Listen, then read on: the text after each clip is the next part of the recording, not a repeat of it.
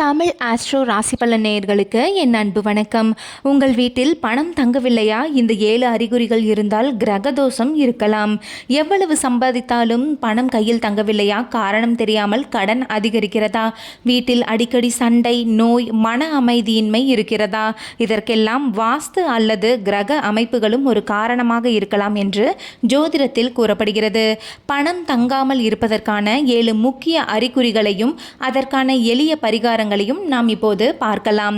வீட்டில் அடிக்கடி கண்ணாடி அல்லது பொருட்கள் உடைதல், அதாவது எதிர்மறை ஆற்றல் அதிகரிப்பதாக நம்பப்படுகிறது.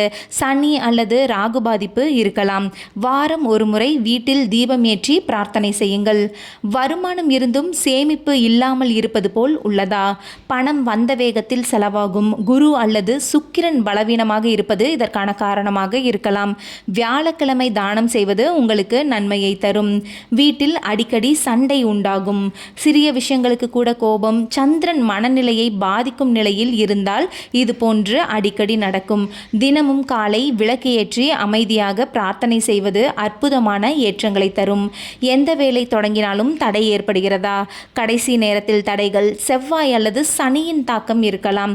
செவ்வாய்க்கிழமை முருகன் வழிபாடு செய்வது நல்லது. மருத்துவ செலவுகள் அதிகரித்து கொண்டே போகிறதா?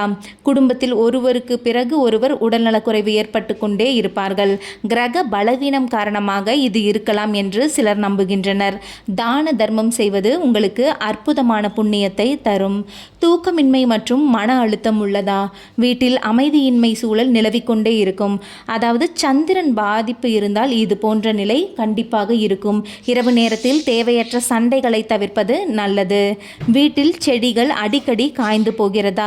நேர்மறை ஆற்றல் குறைவதாக சிலர் கருதுகின்றனர். வீட்டை சுத்தமாக வைத்திருப்பதும் தினசரி தீபம் ஏற்றுவதும் நல்லது.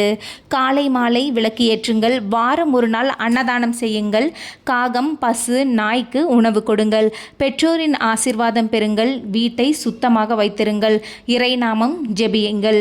இவை அனைத்தும் ஜோதிடத்தில் கூறப்படும் பொதுவான நம்பிக்கைகளாகும்.